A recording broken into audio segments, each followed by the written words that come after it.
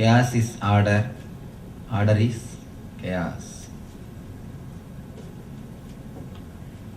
Now I can speak anything because after all chaos. Chaos is chaos.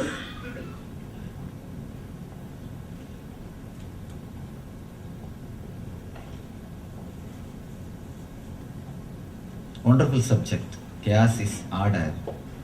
Order is chaos. The first word, chaos is order. When I say the word chaos is order, I speak about the macrocosm, the Brahmanda, or the universe.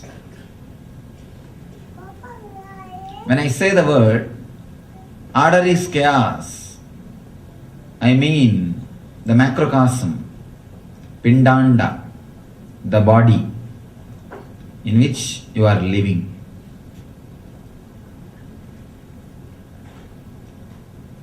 Order is chaos. Chaos is order. You can say in any way because after all it is chaos. There is no need to express the chaos in a clear way. Chaos is chaos is chaos. Whatever way you express, it is that.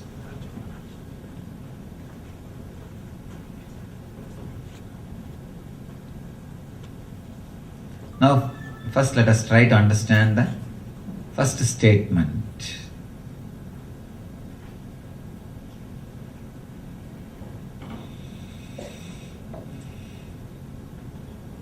Chaos is order.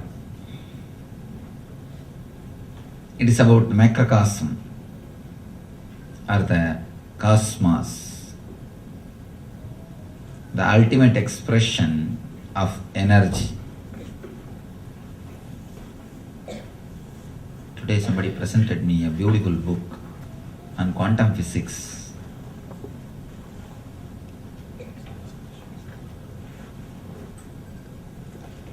Very clearly again and again they emphasize whether it is a energy in the atom or the energy in the cosmos. It is totally chaotic. In that chaos, there is some order. Whether it is a whole universe or it is one atom, there is some big chaos. In that chaos, some order which you can't even imagine. You see, when chaos moves in an order, it creates something called consciousness or intelligence. Anything chaos will be wild, energetic. Anything which has got order will be dull. Even in your life you can see. Anything chaos, anything wild will radiate energy. Even you can see when the kids are let free, when they are wild, they radiate so much of energy. Why to go about kids? In your own life, if you are allowed to break some rule, even if it is a small rule, you feel so much of joy and you radiate so much of energy. If some order is broken, immediately you radiate energy. The moment you are allowed to be chaos, immediately you start radiating energy. Chaos is directly related to energy. The wilderness is directly related to energy.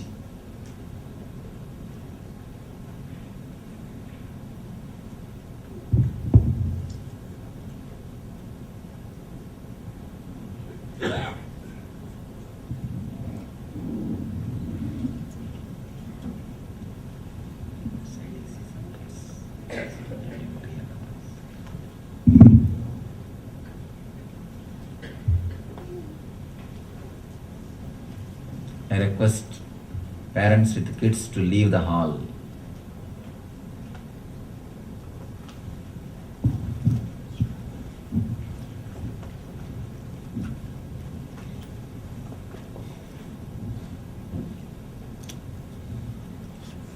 because now we have enough of chaos.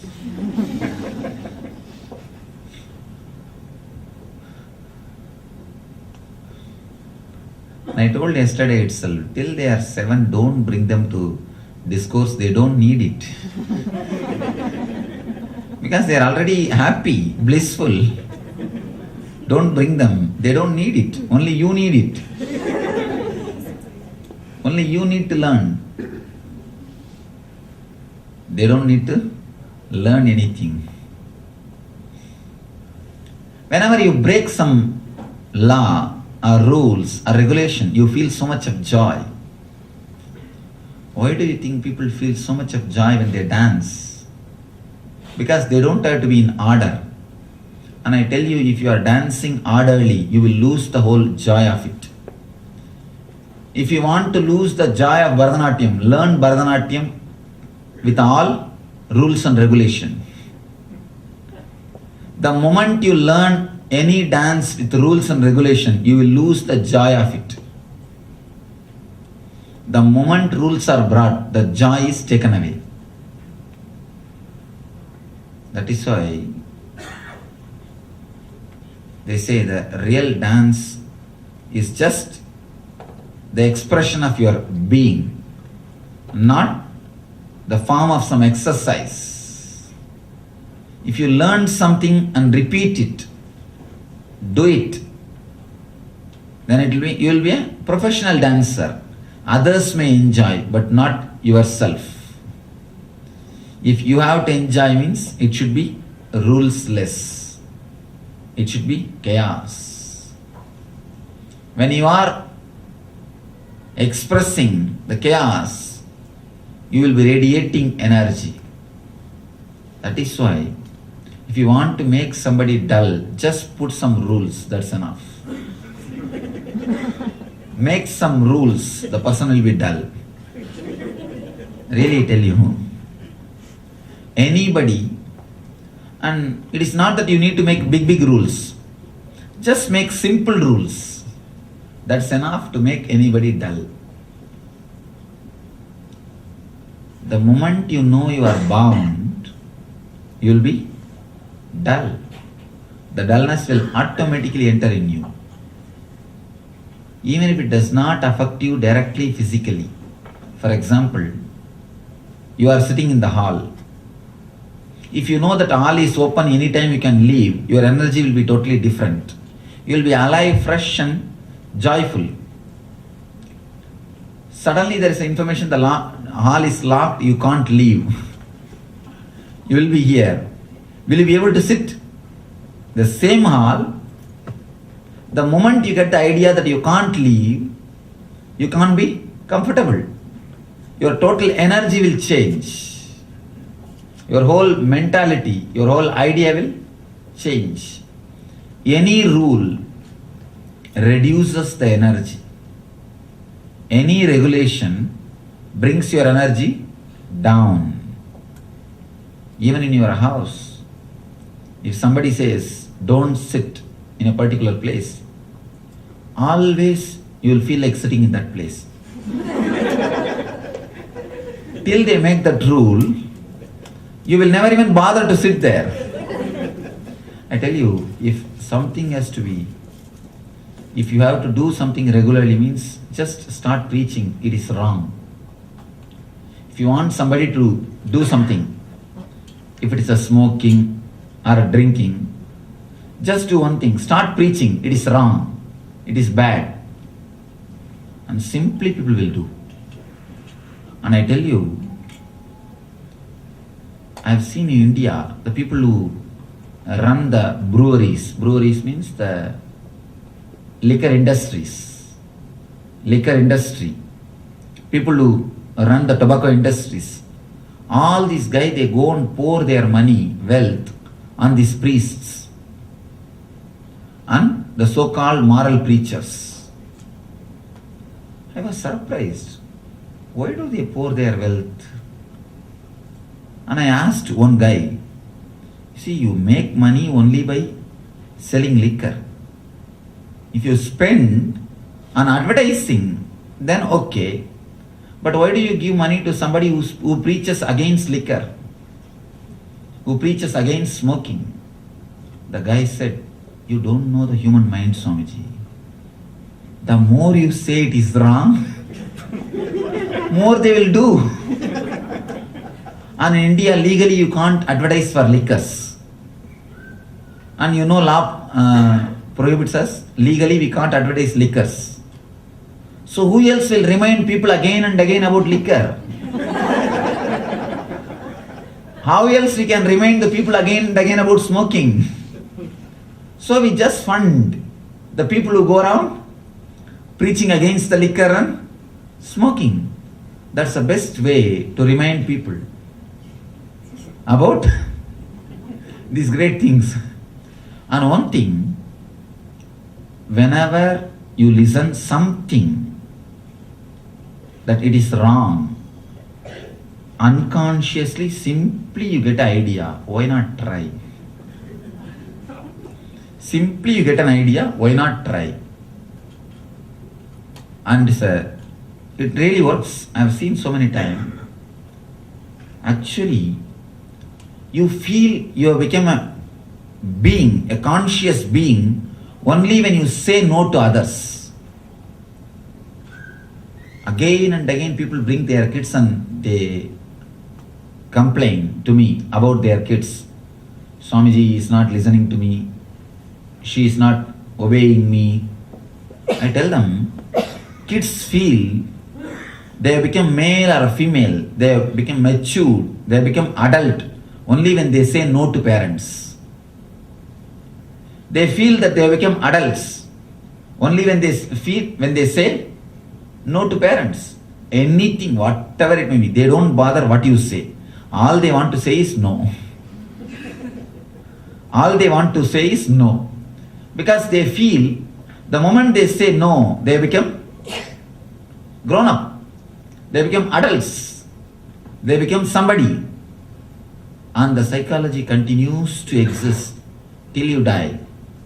Even in your case, the moment you have a chance to say no, you feel you are energetic, you are alive. You feel the life only when you can say no.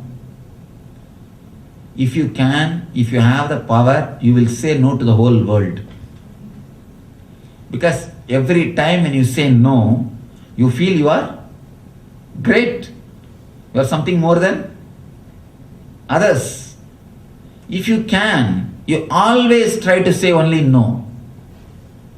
Because that is the only word which is easy and very comfortable. A small story. One person was considered as a fool in that whole village. Whole village thinks he is a great fool. And nobody respects him. Continuously, they again and again and again they say that you are a fool, you are a fool, you are a fool. And once somebody listens that again and again, naturally he will become a fool. Anyhow, one enlightened master was passing that village. This guy went to that master and asked him, you see, the whole village again and again says I am a fool. Please help me. Why don't you do something so that I will become intelligent? Teach me some technique or mantra so that the whole village will accept me as an intelligent man. The master said, don't do anything, just one small thing. Very small thing. Tomorrow onwards, just start criticizing everything. If somebody comes and stands in front of you with a traditional cloth, start criticizing. Hey, what are you wearing? Still like old fool. Nonsense. If somebody comes in front of you with a modern dress, say, what are you doing? Disrespecting our tradition. What type of clothes you are wearing? If somebody comes and says, oh, what a nice moon. What is there? What do you know? If somebody comes and says, oh, there is nothing today. No, today is a Amavasya, new moon day, no moon. What is there? What do you want to see? What is there? You just start criticizing. Don't do anything. This is a simple thing. Anything anybody says, just criticize. Don't bother about what they say. Simply say no and start criticizing. The guy said, no, I don't have so much of courage. I can't criticize like this. Anybody and everybody. Master said, do you want to become intelligent or not? Do you want to become wise man or not? The guy said, yes, I want to become wise man. I want to become intelligent. Then do this one thing. Do this one thing. I'll come back after a month. Then I'll talk to you again. This guy started doing. He simply started criticizing everything. Whatever comes in front of him, whomsoever comes in front of him. If somebody says, oh, what a beautiful rose, he starts criticizing. What do you know about it? What is there? After all, tomorrow it will not be there. What is there in that beauty? He started criticizing. If somebody says, what is this? This rose is not at all beautiful. Tomorrow it will go away. This guy starts speaking. What do you know? Today why don't you enjoy? Why are you bothering about tomorrow? He started just criticizing. Anything said, he has got something against it. After 1 month, the enlightened master, same master, came back to that village and he was shocked because that fool is now surrounded by so many disciples. Now the fool is sitting under a big tree and so many disciples are sitting at his feet. When this enlightened master came, this guy started addressing him. What is this? What type of clothes you are wearing? Why are you wandering from every city to city? Why don't you stay in a village? Why do you walk here and there? For your age, you can keep quiet. The master was shocked, seeing the power of confidence in him, the way in which his body language has turned, the way in which his expression has changed, and so many disciples sitting in front of him with all the obedience. And slowly, Master called him out of the disciples. After all, he can't talk to him in front of his disciples. Can you spend few minutes with me alone? Yes. What is there to speak with me alone? Ask now itself anything you want. The master said, do you remember the technique which I gave you last time? Yes. What is there now? The master said, I understood now. You have become a wise man. I will not become a wise man or not. The guy suddenly remembered the whole thing. And he said, yes, the technique which you taught really works. Actually, this is the way of the world. Whenever you say no, you feel you are great. You feel you are great. The no makes you more solid. Yes makes you very liquid. No makes you very solid. You have to assert. You have to assert. Whenever you break the rules, whenever actually there is no such thing which makes you happy except breaking rule. All your happiness has got only one rule, that breaking the rules. If you make, and actually when you do it, you will not even feel happy. When you smoke, just be conscious. You don't feel happy. You are just sending the smoke, forcing the smoke inside your system. Straight away you don't feel happy. The happiness is just by breaking the rule. Just by becoming wild. It is not that happiness is derived by the physical activity. It is derived by the mental satisfaction that you are wild. You are not bound. You are something more. Almost all your happiness, if you scan consciously, you can understand, comes only when you break the rules. So joy or the bliss is always in wilderness. The energy is in chaos. The whole existence is chaos, but there is something more to it. It is not just chaos. There is an order in that chaos. If the universe is just chaos without any order, it will be towards destruction. All our chaos is just going towards the destruction. You can see very clearly. Anything which destroys yourself, you start thinking it's a great thing. You start enjoying. Or till it destroys you, you go to the extreme. Anything, whatever you call as enjoyment, you don't enjoy till you go to the extreme. Only with extremism, you enjoy. If it is just a chaos, it will only lead to destruction. Universe is not only chaos, there is an order. Apart from chaos, there is an order. That chaos in order is what I call cosmic intelligence. Cosmic intelligence. See, so many planets are moving. There is no traffic sign. There is no cop. There is no signboard. Just they are all moving. They are all moving. And this book, the quantum physics book, says beautifully, the planet Earth on which we are living, even if a single thing, if it is missing, whether temperature or water or ice or fire or any one thing, we have thousands of things. Even if a single thing is missing, we will not be able to live on this planet Earth. So this is not just an accident. The whole chaos has got some order.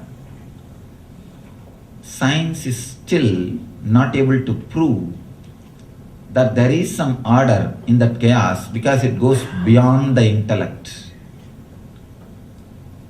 But the Upanishads or the mystics are very clear. They are very clear. There is some order in the chaos. That is what they call cosmic intelligence. Yesterday, I was telling you that I met a Nobel Prize winner, Dr. Tons. He was telling me, Swamiji, I feel the whole universe is something special. The whole universe is a spiritual being. It has got its own intelligence. Even though I am not able to specifically prove it with few more words, but I feel it's a intelligence and spiritual being. That is what I mean when I say chaos is order. In that ultimate chaos, there is an order.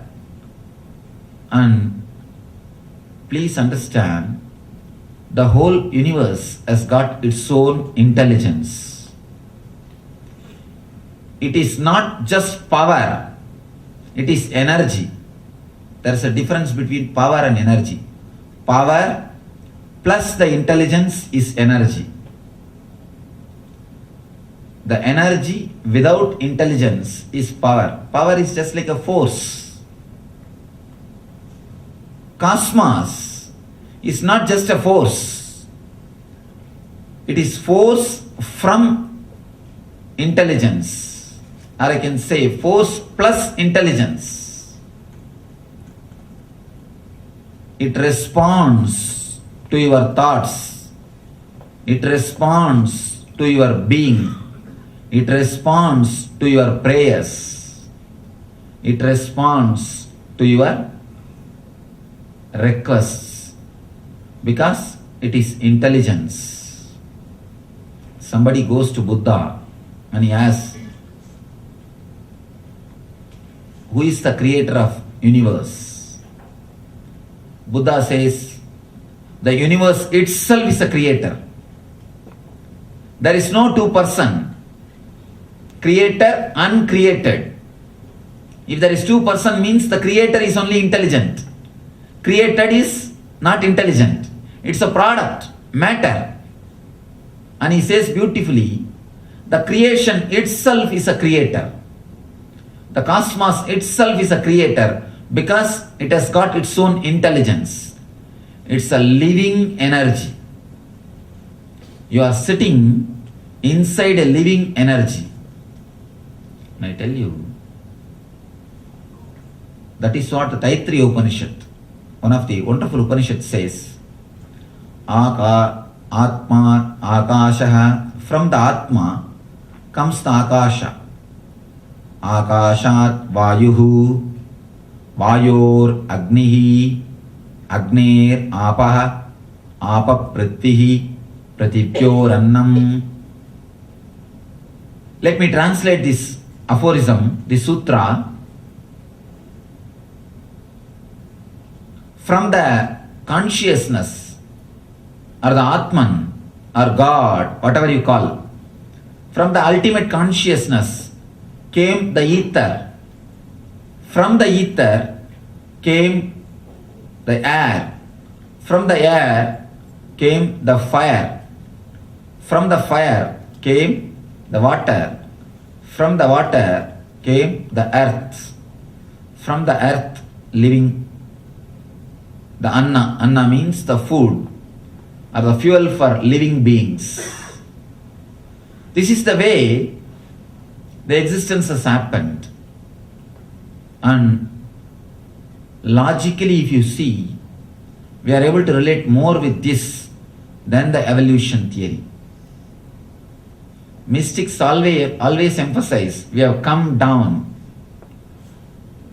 The biologists are speaking, we have grown up. Mystics say we have come down from God. God is the origin. Scientists say monkey is the origin. Chimpanzee is the origin. And see the throne. Who is offered the throne? Who is sitting in the throne? Mystics are putting the God on the throne. Scientists are putting the monkey on the throne. And of course, the modern day people who are able to think without any prejudice, they agree that we are not from monkeys. Surely we are not from monkeys. Because the breakthrough looks too big. If we are from monkeys, then all monkeys should have become human beings. It has not happened. Or the human beings should have become superhumans by now. Because for too long, we are just in the human level. See, thousands of years, I can say even millions of years ago, we became human beings. Now for millions of years, no change. We are just vegetating. All we did is, we invented few cars and few bungalows, that's all. Why it is not happening? If it is an evolution, it should have been continued. So today, a lot of people are questioning the evolution theory. And mystics again and again emphasize, we are from consciousness or God. And Buddha says, the whole existence itself is living energy. It is living energy. It is intelligence. It has got its own intelligence. It is self-created. There is no creator, created, and creation. If these three things are there, naturally the creation doesn't have intelligence. Only the Creator will have. Creator is the owner of intelligence. He handles the whole thing. But world doesn't seem. And I can be sure, single man can't sit and control the whole thing. Single man can't sit and control the whole thing. Whatever size of the laptop or a computer he has got, I don't think he will be able to manage the whole thing. It is not that Creator is separate from creation. The creation itself is Creator, or the Creator is creation. It is intelligence expressing itself. And we can ask, yes, it's okay, but what are we going to do, knowing all these ideas? Now let us come to the practical aspect. As long as you believe what you see as universe is material, mechanical, without any intelligence, you have nothing else to achieve in the life. If you believe it is material, it is mechanical, it has no intelligence, then naturally might is right is the ultimate law. Might is right is the ultimate law. There is no justice. There is no need for anything. Just all of us can fight wars, and the person who owns will be the leader of the planet Earth. That will become the ultimate law. Believing the world is only a matter is the basic mistake or the basic wrong thing. That is the basic root for all terrorism and violence on the planet Earth. That is going to create only more and more confusion. As long as you believe the universe is just a matter,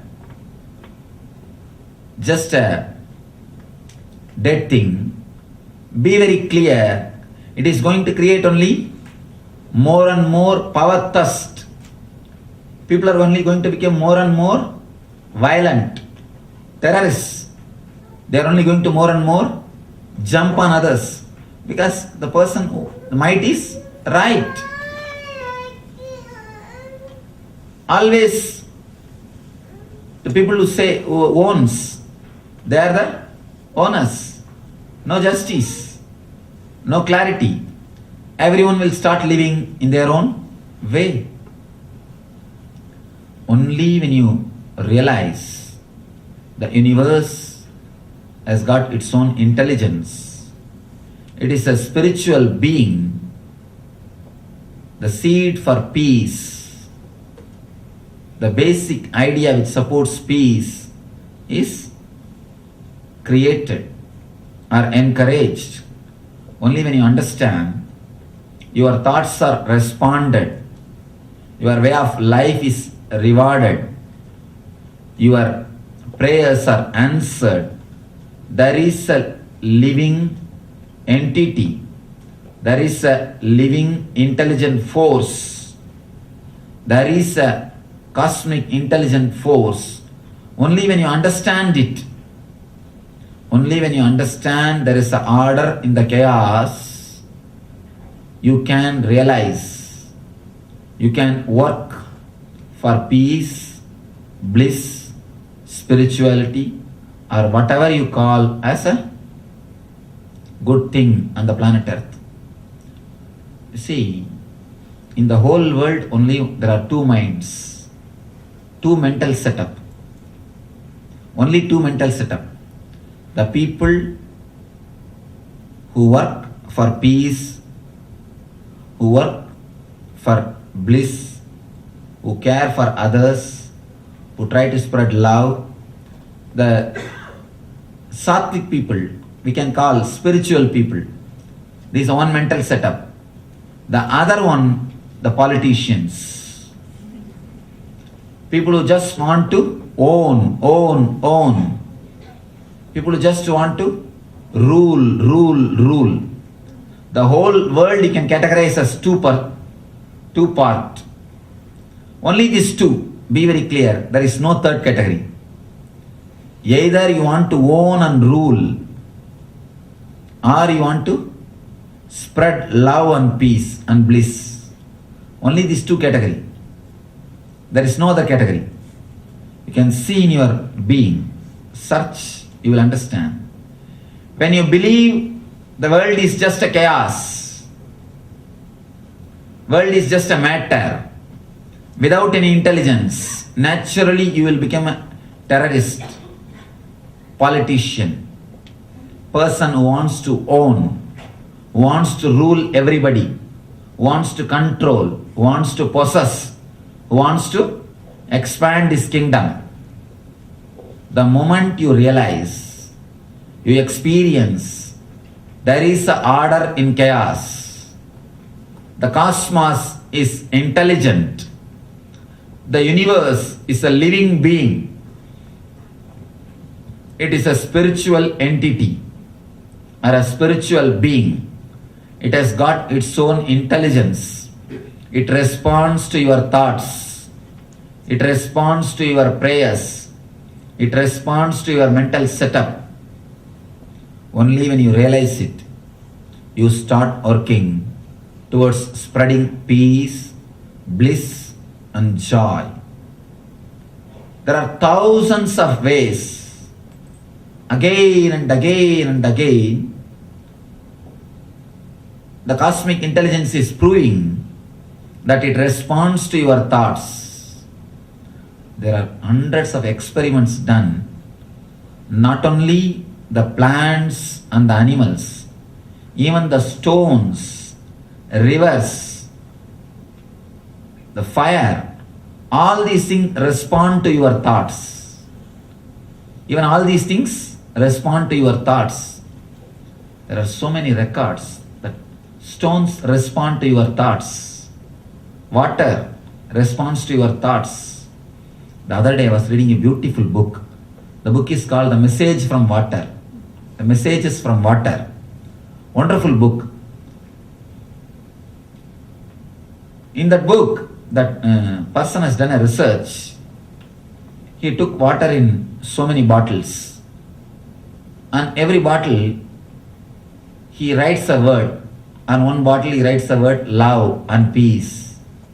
In the another one bottle, he writes the word terrorism, violence.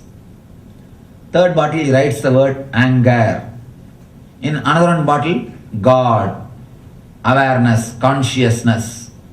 Something like that. He creates so many bottles of water.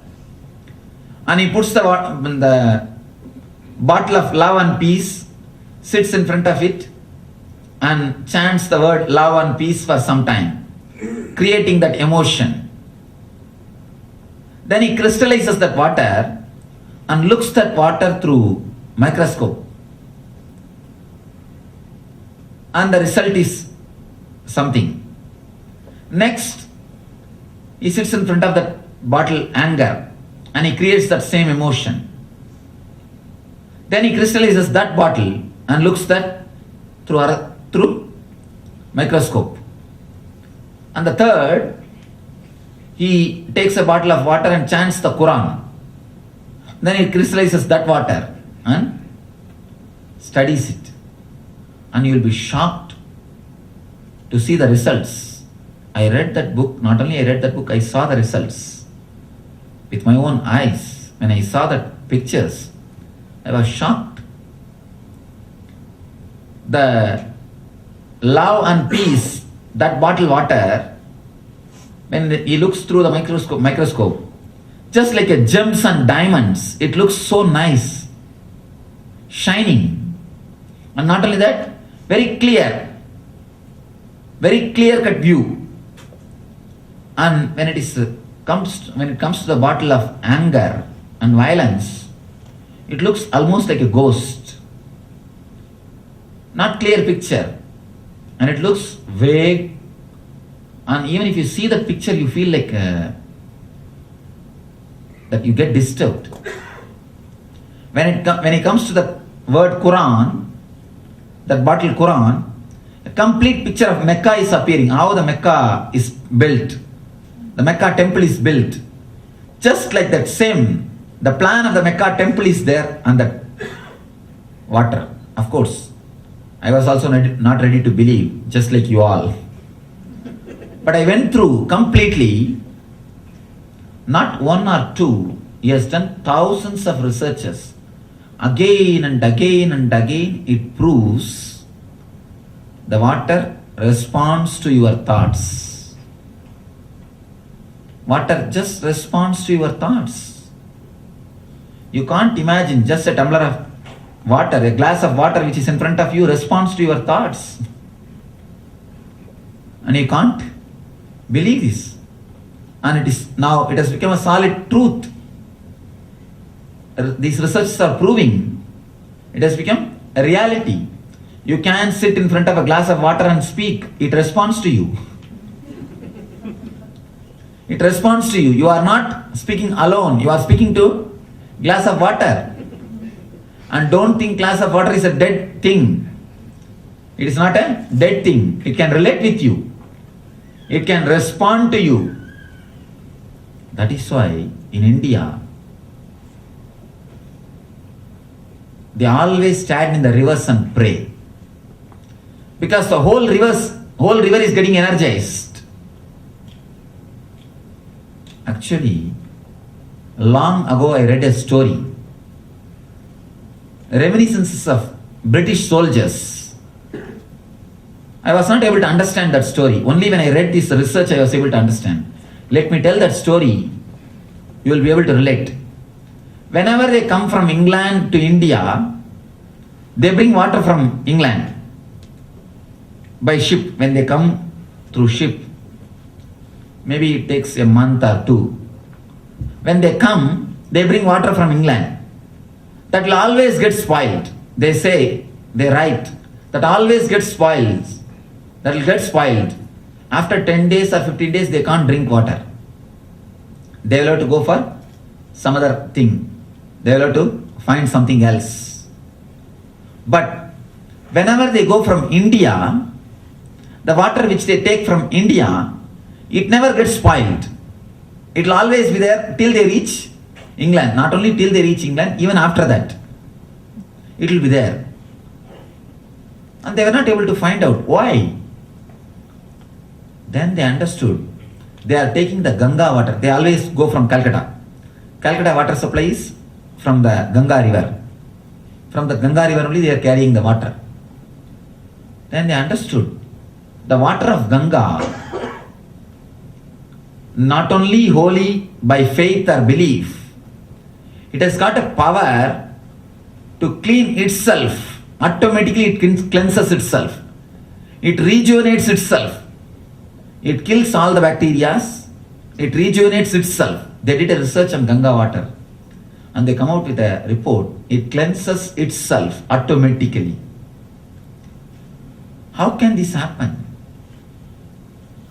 Now after reading this research I understand, if one person sits in front of a glass of water and chants 10 minutes some good word, if that can change the energy of the water, means millions of people standing 24 hours in that river and chanting the holy mantras and the prayers, offering their devotion, what would have happened to that river? The whole river has become a living energy. That is why in India, they don't call a river, the Ganga as just a river. They call Ganga Mata, Mother Ganga. They worship that river just like a living being. When I read that research, the book Messages from Water, I was shocked. I was able to correlate. What would have happened to that river Ganga? Everything in the universe responds to your thoughts. When you understand that, instead of trying to own, trying to expand your boundaries, instead of trying to expand your borders, you will try to expand your consciousness. If you feel the whole world is chaos, then naturally you will think, what is there? When everything is chaos, how much I can, let me catch and live.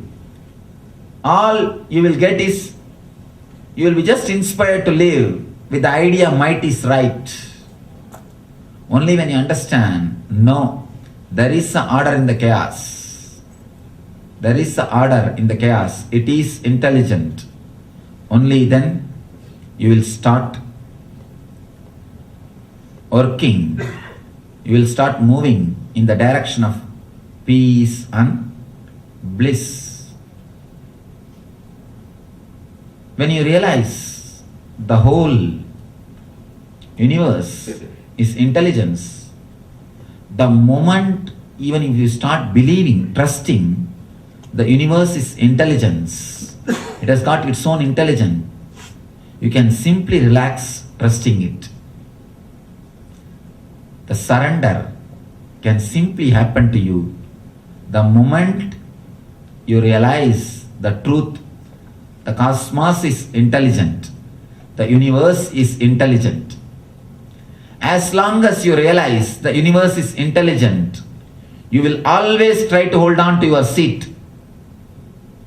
You will always try for your seat.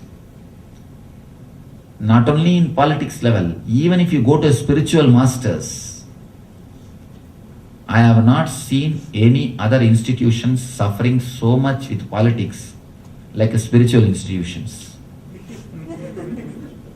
I tell you, all spiritual institutions, the so-called spiritual institutions, filled so much with politics. The so-called spiritual people, they are the real atheists, I tell you. If you want to see an atheist, go to Indian temples and see the people who do that worship. You can see. Every day they touch that idols. Every day they touch that gods and goddesses statues. So slowly, by and by they take it for granted. And they lose the idea it is divine. And a person who goes once in a while, he feels so much of ecstasy in front of that God and devotion. The people who stay there, they forget it is God. They always think it is only stone. And I tell you, the so-called religious people are so-called spiritual people. Only in their institution you can see the peak of politics. Because they don't have a clear trust. Universe is intelligence. The existence is intelligence. It responds to your quality. It responds to your state of being. When you don't understand that, you try to do politics. You think you can catch hold of some seat by your cunning games. I tell you, it is the state which has to bring status. It is the state of your mind which is supposed to precede the status of your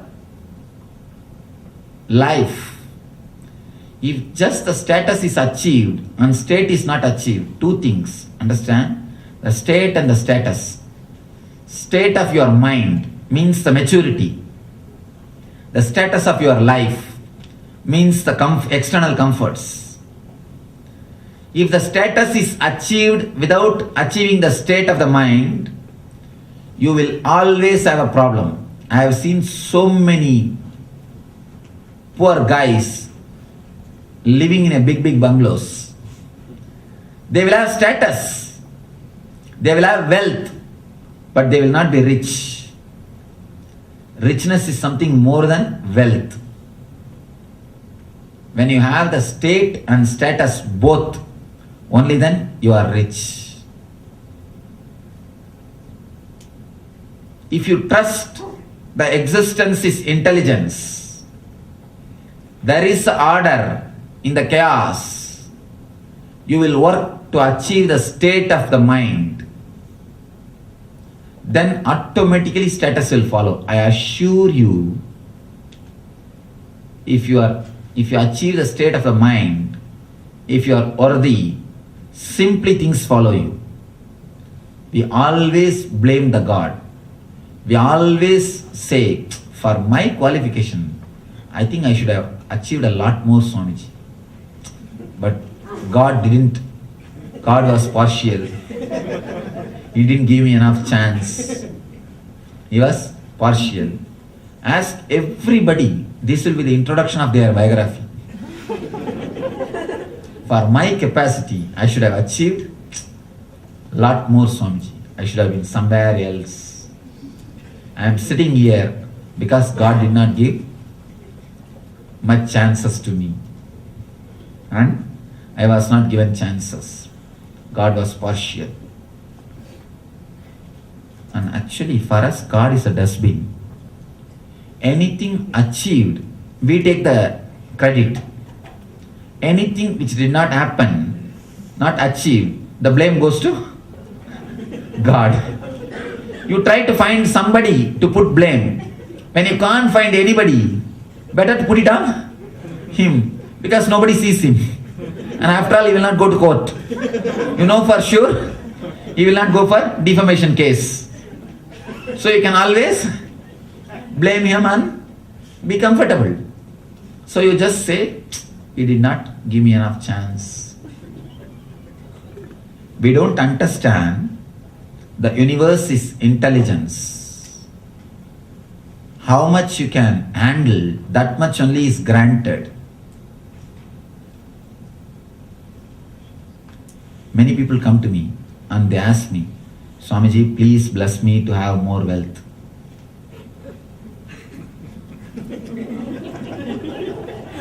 Not only that, they tell me, please tell you in your meditation to God that grant my boons. Recommendation through me. Please tell Swamiji, because you are the begotten Son of God. You are close to Him, you have a heart line. When you discuss with Him about all the matters, please put a word about me also and tell Him to do something. I always tell people, He is so compassionate. You see, if you feel that He has fulfilled your boons, He is great.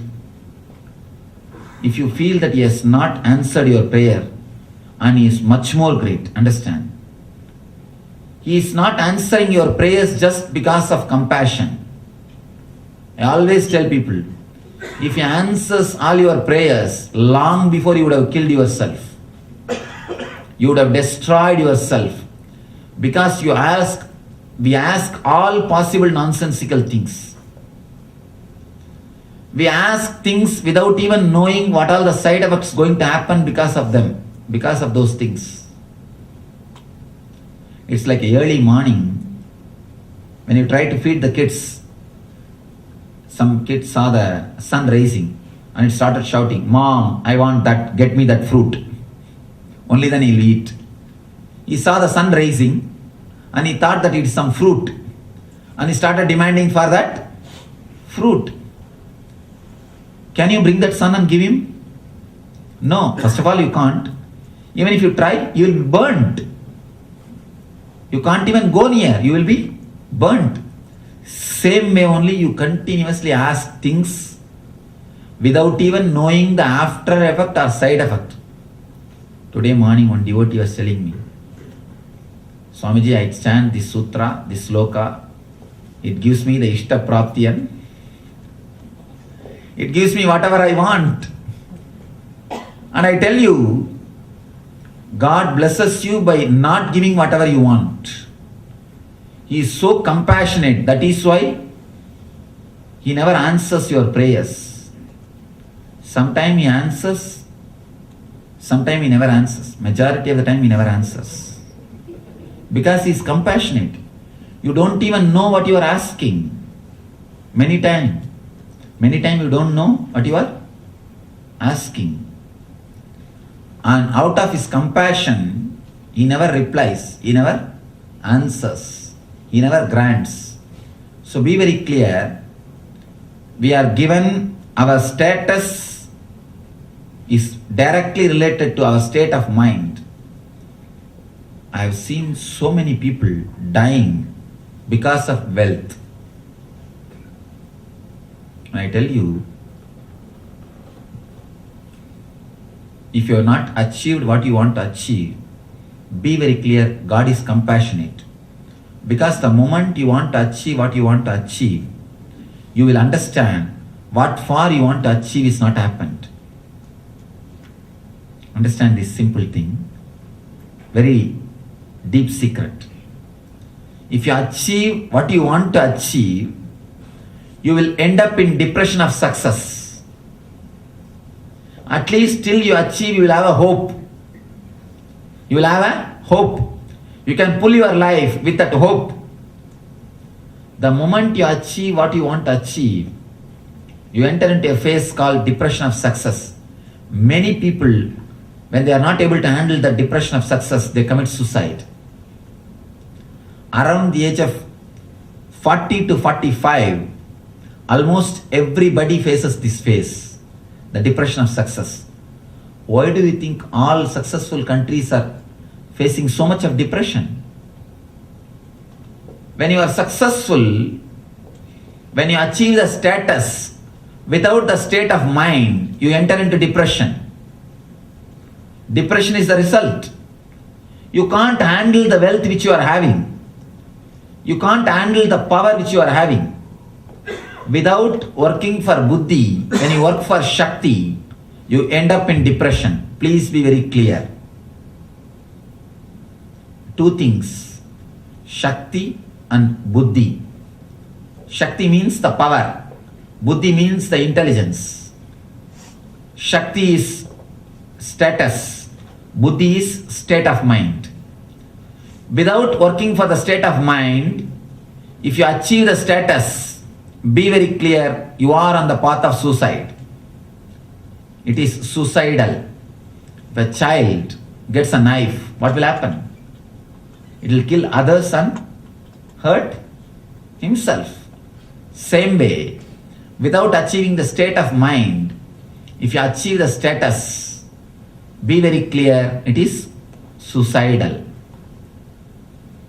Only when you trust there is a order in chaos, the existence is intelligent, there is a spiritual being, what you call as God or Holy Ghost or Brahman, Shiva, Vishnu, whatever name you may give.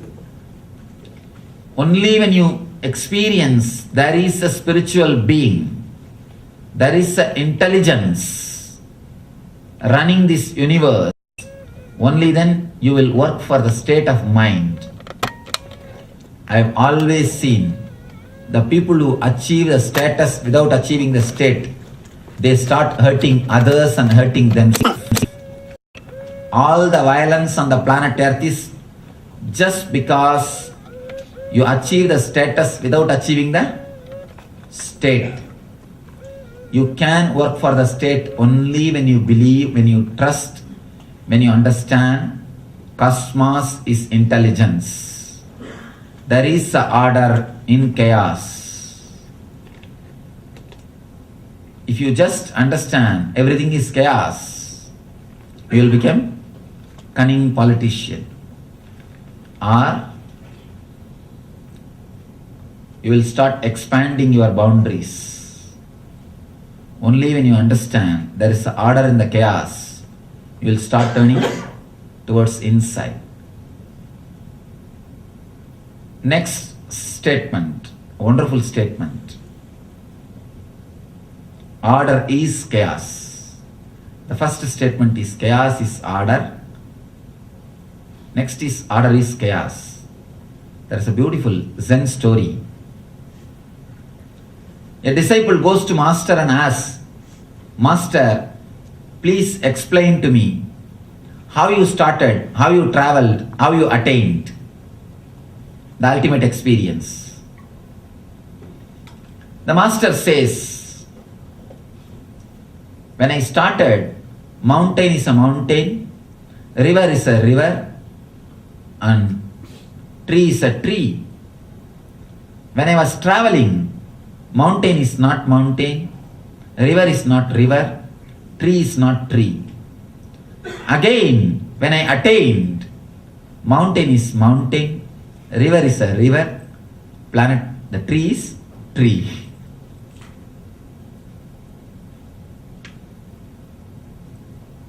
Very difficult to grasp, but with a little bit of intelligence you can understand. Before achieving, after achieving, you became very ordinary. Before achieving, even though you think you are extraordinary, you are ordinary. After achieving, even though you are extraordinary, you understand you are ordinary. Before achieving, even though you are ordinary, you think you are extraordinary. After achieving, even though you are extraordinary, you just feel you are ordinary. After achieving, you just see things in an ordinary way, in a very simple way, in a normal way, without any complexity. But in between the gap, you undergo a transit period. Same way, once you achieve the experience of what I call the cosmic intelligence or the intelligence of the universe, once you experience the universal force is not just a force, it is intelligence also. It has got intelligence also. It is not that just a force. A river is not totality of drop of waters. It is something more than drop of waters. That is what I call understanding it has got intelligence. And you should understand one more thing. Nile River is the river worshipped by Egyptians. They recorded the water level of that river every day for last 4,000 years. Nile Nadi is the only river which has got the history of 4,000 years. Every day water level is recorded because they worship that river. And if you read that 4,000 years of history of that river, you will be shocked. Every earthquake is informed. Every flood is informed. Every major fire accident is informed. Every famine is informed by that river to that people. Because they know the language of relating with that river. They know for this water level, if the water is too restless, means something wrong. The river is giving some message to us. For this water level, if the water is calm, then there is something wrong. It is giving some message. For this water level, it has to be this much restless, turbulent. For this water level, it has to be this much calm, peace. They know how to relate with the river. And they related with the river. You will be surprised. If you get a chance, try to read some books on Nile River. You will be shocked. Every single earthquake on the planet Earth, any part of the world, every single natural calamity is informed by the river to the people who worship the river. When you understand, it is intelligence. Cosmos is intelligence. Universe is not the totality of just these 5 elements. It is something more than that. It consciously decides. It consciously responds to your thoughts, to your deeds, to your prayers, to your mind, ultimately to your being. Only when you experience it, then you understand a new dimension of your being. What you call as order, your body, mind and being, there is a wonderful chaos in it. the energy, wilderness in it. When you experience that there is an order in the chaos, the cosmos, macrocosm, you realize there is a chaos in the order, in the microcosm, Pindanda. Macrocosm is Brahmanda, microcosm, the body is Pindanda. This is microcosm, that is macrocosm. When you realize there is an order in the chaos of the macrocosm, you realize there is a chaos in the order of microcosm. You experience there is an ultimate chaotic energy inside your being. You are not just a simple body. You are not just a microcosm. You are a macrocosm in miniature form. You are the miniature of macrocosm. You realize you have the ultimate, endless ocean of potential energy in you, just like universe. When you experience there is an order in the chaos, you experience there is a chaos in your order. You experience you are something beyond, you are something more than what you think. As of now, you think you know about everything about yourself. That is why you think you are very orderly. If you have just combed your hair, brushed your teeth, and washed your clothes, took bath, you feel you are very orderly. You are in order. You think everything of you is under your control. You are integrated. You are okay. You are just in order. You know your boundary. Always we feel we know our boundary. We know our limits. We know what we can do and what we can't do. Who we are. And very order. There are a lot of perfectionists. I call the perfectionists as neurotic people. Perfectionism is the straight way to madness. If you don't like somebody, if you have some enemies, just give them some books about perfectionism and inspire them indirectly to become perfectionists. That is enough to put them into hell. See, nothing else is necessary. With the concept of perfectionism, wherever you go, you will carry your hell. A person who is perfectionist can't be happy anywhere. Wherever he goes, he will find some fault. There will be some problem. Even if he is here, he will start thinking, why Swami has not combed his hair? Why one side is back side and other side is front? And his clothes are like that. I should tell him when I go near him. And why this cloth is like this? One side is high and one side is low. He will come up with something. And if you want to put somebody into hell, somehow, with little difficulty, teach some perfectionism. That's enough. You think you are perfect because you think you know your boundary, your order. That's why you think you are order. When you experience the cosmic intelligence, the order in the chaos, you will realize there is something more than what you think as yourself. You will realize the chaos in the so-called your order. The more mind you have, more you will be perfectionist. Please be very clear. The more the ego, the more you will be orderly. I tell you, now I understand why they use in English for orderly and order. For both they use the same word because both are related to ego. If you are egoistic, you will be continuously passing orders and you will be orderly. Both has got same root. That is why for both they use the same word. You will be very orderly and you will be continuously passing orders. And it is very difficult to live with his professors.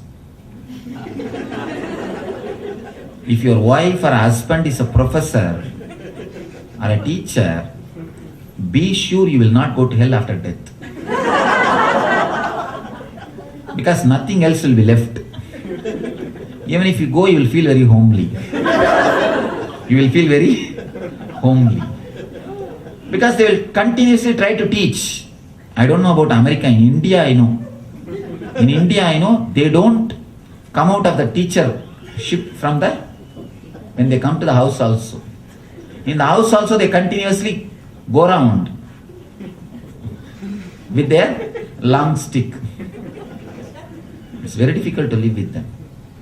Especially if your wife is a teacher. And especially philosophy professors. Ordinary, okay, philosophy professors. And being professor itself is enough. As, of course, in India I am telling. I don't know about the Western structure in India. Because in India, students are treated like slaves. And really, I tell you, I am telling the truth. Of course, you see, I have all my respect for India. I praise whatever good things they have done. The ancient education system, it is not like that.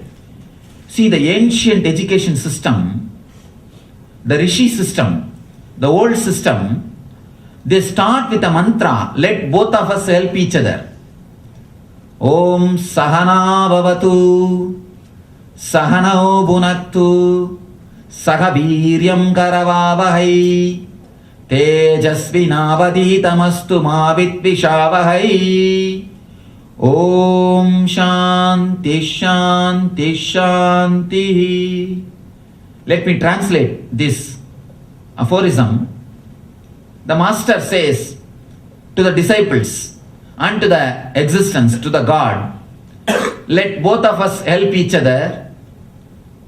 Let both of us help each other to grow and complete this education.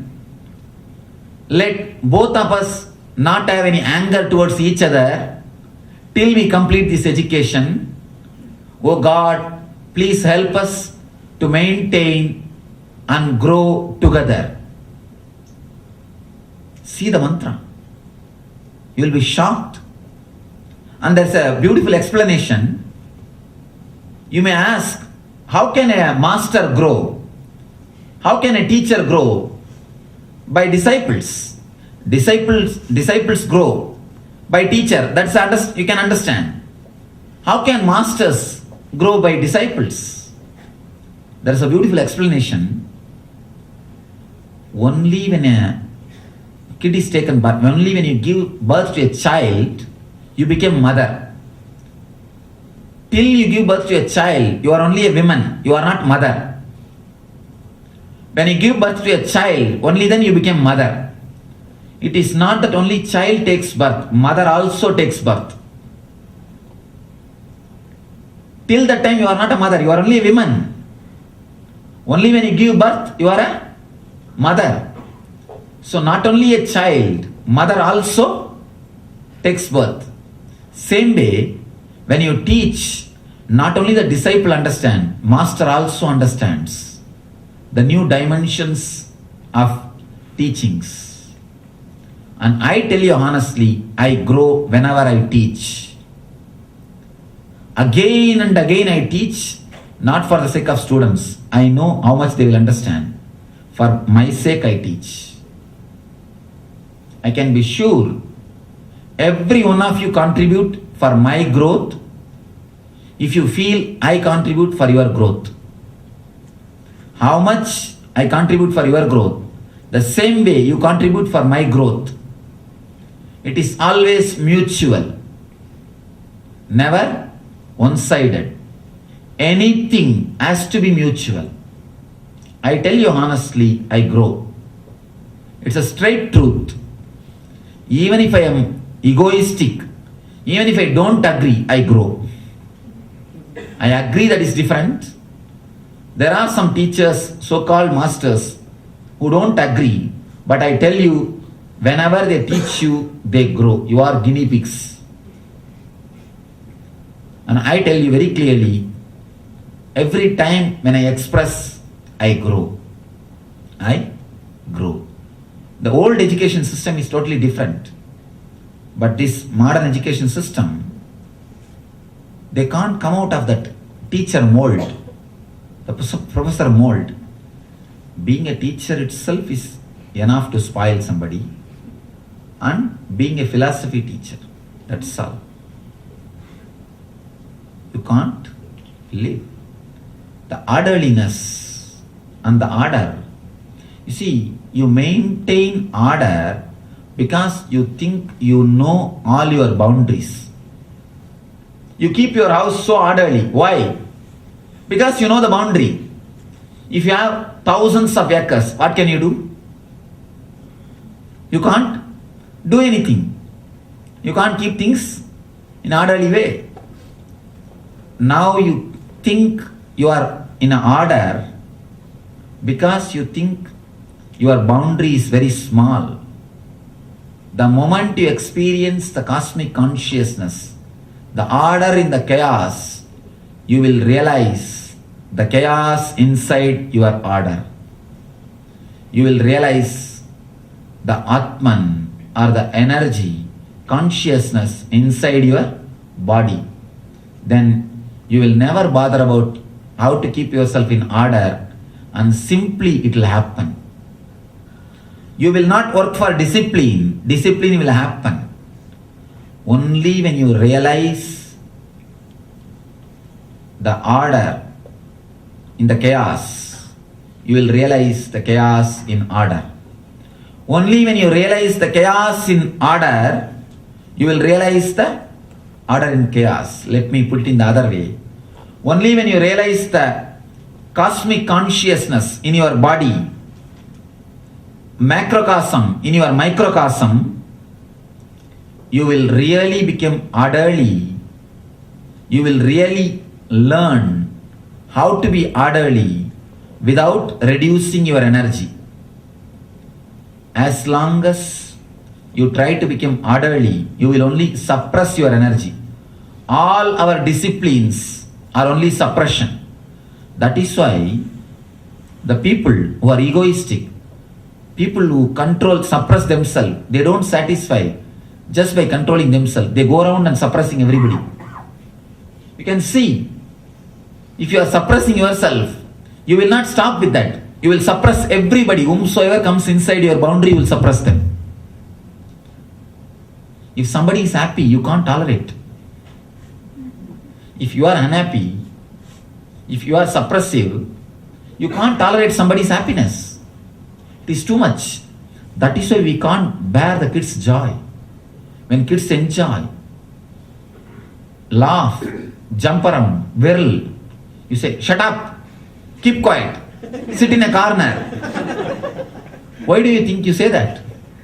You can't bear, you are too jealous. I tell you the truth.